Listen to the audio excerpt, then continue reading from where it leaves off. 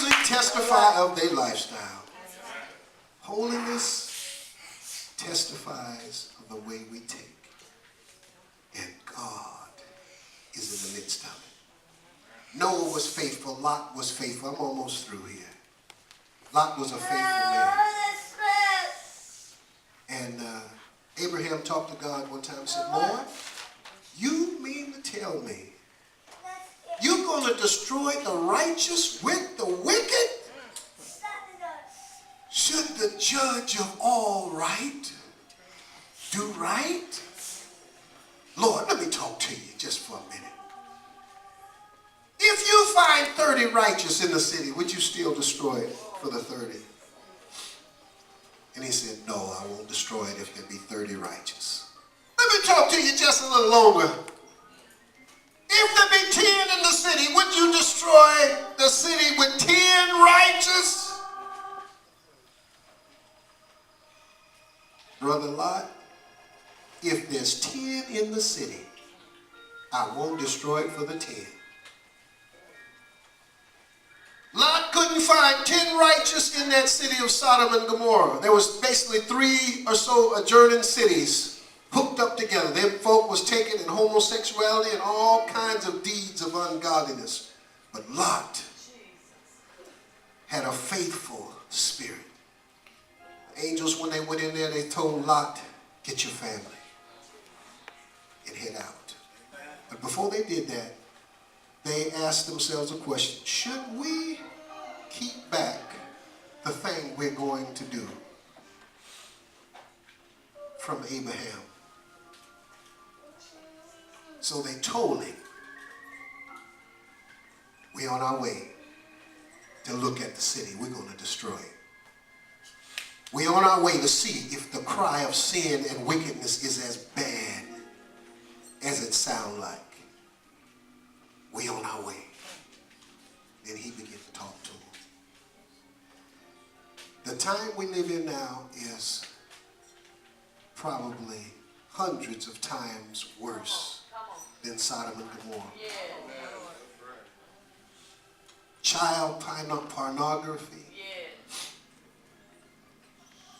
gangs and killings. This 19-year-old man the other day pulled a gun on his mother, threatening to shoot her. The other day, 19 years old. The safety lock was still on it, but I don't know if he knew it or not. But he threatened to shoot her. She ran outside, went and called somebody. They came and picked him up for evaluation, and she chose not to press charges.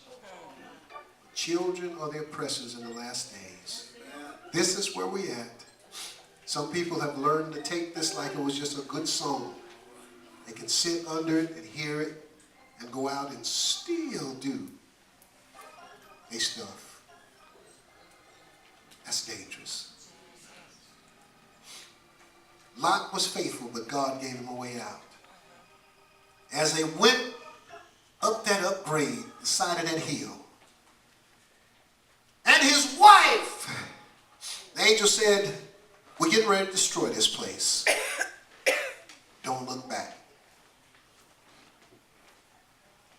They come up the side of that hill. Lot's daughters, Lot, his wife.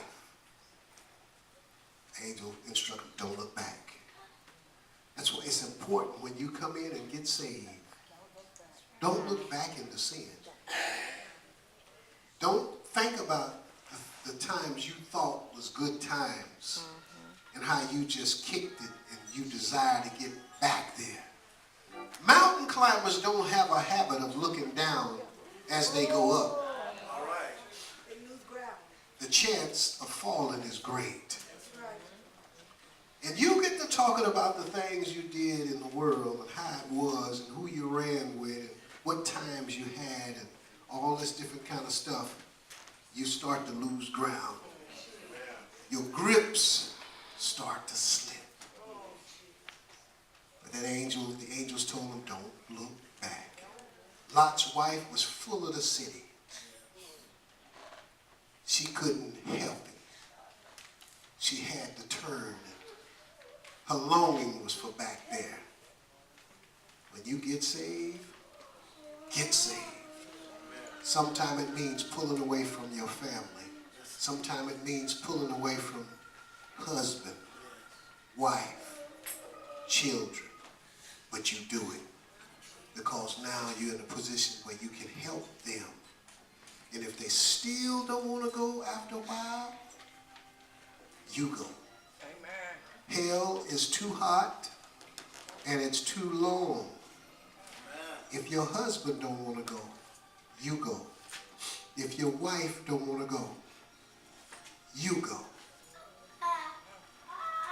But don't boot him out because he don't want to go.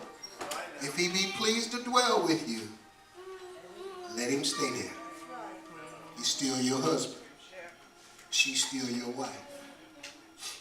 But at the appointed time, one of them is leaving. I don't care how great his love is for you or her love is for him. You don't have nothing here that can stop the forces of God when liftoff time comes. You're going to be left with your time of boo-hooing. Thank God for Jesus. The rapture of the church is imminent. It's going to happen. It's sure. Only the wise will take this way. A wise person, God said, will take instruction. But the Bible said a fool won't change. He'll keep running back to the fire.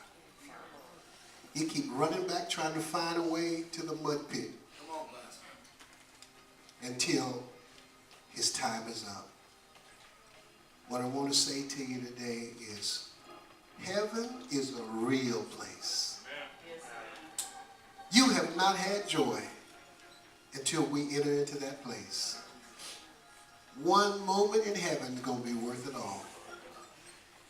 And another good thing as I take my seat, you won't even be brokenhearted, crushed, devastated because somebody else didn't make it. You won't drop a tear because you're going to be fixed. So it's going to be constant joy. God already said it. No sorrow, no tears, no sickness. So that wayward daughter, that wayward son, that wayward husband, that wayward wife, God going to fix that. When they'll be grieved, they'll remember you. And when people die, they'll be remembered as they are here, by name. So says Lazarus, the rich man. Lord, let somebody go back and tell my five brothers in hell is real. No, they have Moses and the prophets. Let them hear them. But if somebody go back from the dead, they'll believe. They have the preachers here. They have the radio ministries. They have the churches. They have people on the street witnessing. If they won't hear them, these are all of their chances that they climbed up over the top and missed. Let's get ready for heaven. Jesus is coming very soon. May the Lord bless you. Amen. God bless you.